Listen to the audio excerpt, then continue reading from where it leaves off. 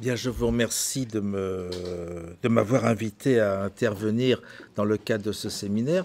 Je dois avouer que je suis exactement dans la même situation que vous, sauf peut-être parce que j'ai assisté une fois à des séminaires, donc il y a quand même beaucoup de choses qui m'ont échappé, même avec les résumés qui ont pu être faits tout à l'heure. Et si, il y a un autre séminaire, mais c'est à côté, c'était à propos du cinéma où j'étais venu. Hein, mais ce n'était pas tout à fait le même sujet. Donc je me trouve forcé de réagir et je ne sais pas si mes réactions sont tout à fait en phase par rapport à vos attentes. Certes, Michel m'avait dit des réactions par rapport à ce que pourrait être le séminaire l'année prochaine. J'ai essayé après ça de lier l'ensemble des réactions, des sentiments que je pouvais avoir. Il m'est venu une idée il y a à peu près 2 minutes, donc je ne vous garantis pas qu'elle soit bonne. Hein, je vais l'acheter comme ça. J'ai trouvé que votre discours était très occidentalo-centré, c'est-à-dire qu'il faisait toujours référence à votre histoire, ou plus exactement l'histoire dans laquelle vous et moi, nous avons finalement baigné, sans aller au-delà, même parfois quand il y avait des incursions vers le Chili, c'était toujours le Chili dans un monde occidental et par rapport à des préoccupations qui étaient occidentales. C'est quelque chose qui m'a frappé à différents niveaux, mais avec des conséquences qui sont peut-être un petit peu différentes.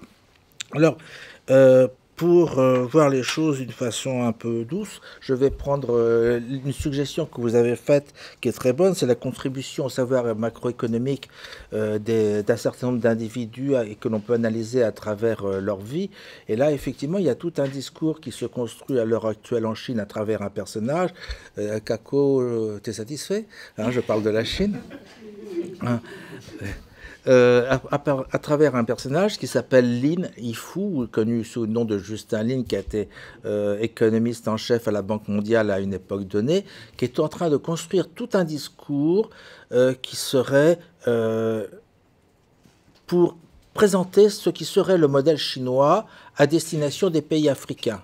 Et quand on démonte son discours, ça n'a strictement rien à voir avec l'expérience chinoise. Mais c'est vendu comme étant le modèle chinois de développement, le modèle chinois d'émergence. Et il a écrit un certain nombre de bouquins là-dessus. Il a réuni des grands personnages ou des grands économistes américains, dont Stiglitz, Krugman, etc., pour en discuter avec lui. Et il y a quelque chose qui en émerge. Et cette chose, ce sont les zones économiques spéciales qui ne sont pas du tout des zones économiques spéciales. Alors, donc, ça pose très réellement un problème, et ça, je suis tout à fait d'accord avec vous. Ça pourrait être une porte d'entrée pour essayer de démolir les mythes, et en même temps, ça force à voir d'autres personnes et à sortir peut-être un petit peu de notre retour sur notre propre histoire. Alors également, ce qui m'avait donc intéressé la dernière fois quand j'étais venu au séminaire, c'était l'approche par la dette. Et la dette, vous en avez parlé par rapport au FMI, par rapport à la critique du FMI, par rapport à la critique que l'on fait des pays occidentaux. Mais cette dette, elle est quand même aussi, encore une fois, universelle. J'en redeviens toujours à la Chine. Hein, vous avez une grande compagnie chinoise qui a acheté, pardon, qui a signé une concession de 99 ans sur le port d'Ambatota au Sri Lanka. On en revient à 1898, quand la Grande-Bretagne a signé un contrat pour Hong Kong.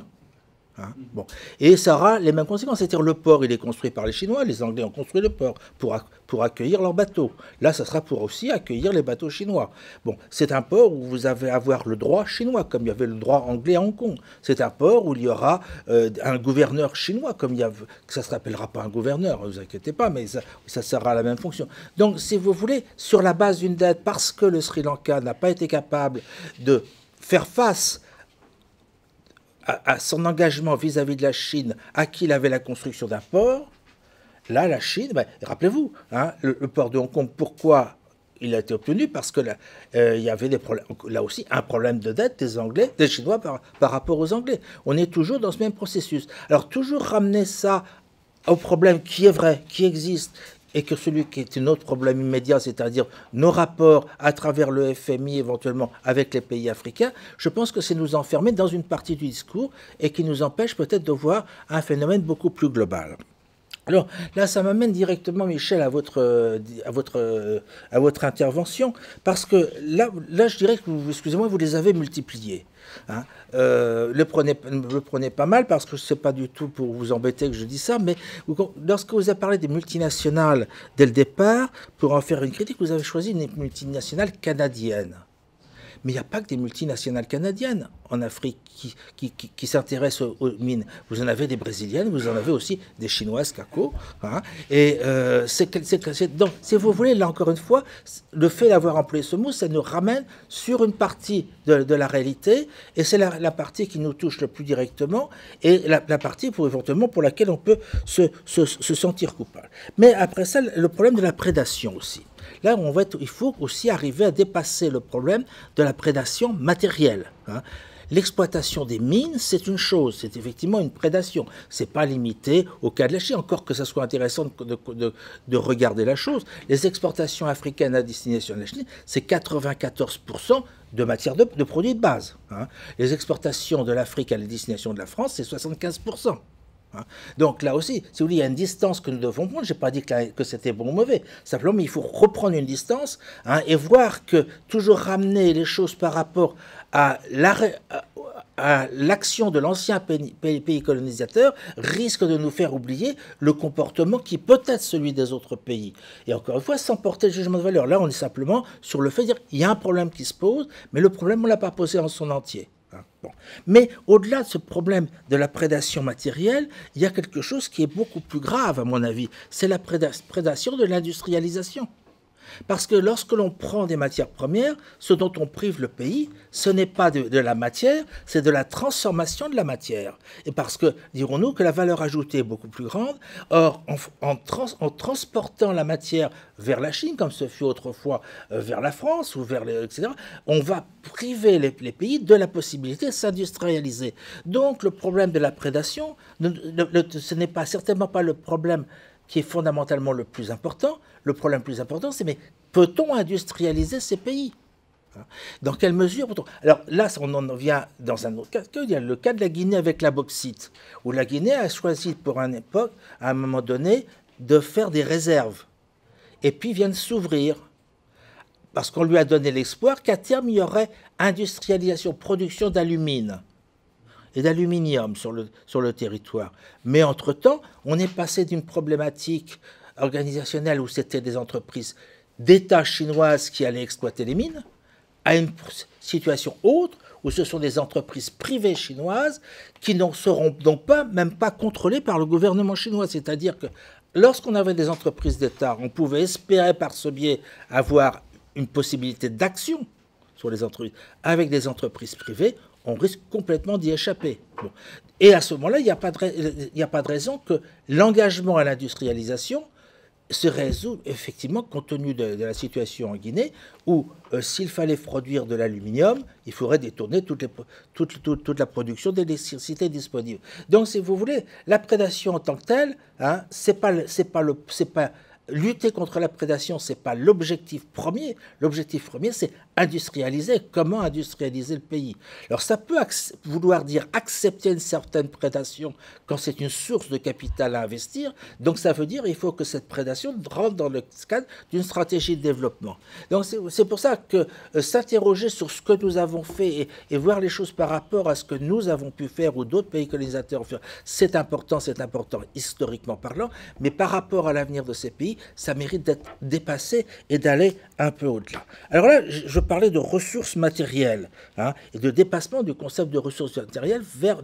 Mais il faut bien se rendre compte aujourd'hui, et là j'évoquais ça encore indirectement, on revient au problème de la dette, c'est qu'aujourd'hui, les ressources sur lesquelles les entreprises vont gagner de l'argent, c'est ni sur la matière, ni sur la transformation, mais c'est sur la commercialisation du processus.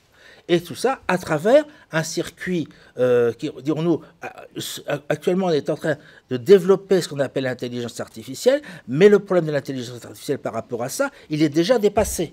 Pourquoi ? Parce que l'intelligence artificielle, elle suppose une ouverture, et une circulation de l'information, tandis que ce qu'est en train de mettre en place un certain nombre d'entreprises privées et, dirons-nous, financières, ce sont les blockchains, c'est-à-dire une circulation fermée de l'information et réservée à un certain nombre de personnes. Or, pour les paiements, c'est forcément un système fermé sur lequel on va aller. Et aujourd'hui, vous avez cette entreprise qui vient de signer une concession en Batota, qui est installée à Djibouti et qui est en train de s'installer à Lomé, est en train de mettre en place un système de paiements internationaux qu'elle gérera elle-même, indépendamment de l'internationalisation du yuan, et en créant sa propre monnaie, qui sera et en utilisant ces procédures de blockchain. Donc là, ici, on n'est même plus sur la prédation des matières, la prédation des processus de développement, on est sur la prédation de la phase suprême, c'est-à-dire la création soi-même de la monnaie pour diriger la monnaie. Donc, si vous voulez, c'est pour ça que je disais tout à l'heure, en ne regardant pas l'ensemble, et l'ensemble des acteurs et la façon dont ils interviennent, on risque d'avoir un discours que je qualifiais d'occidentalo-centré, un centré sur notre histoire.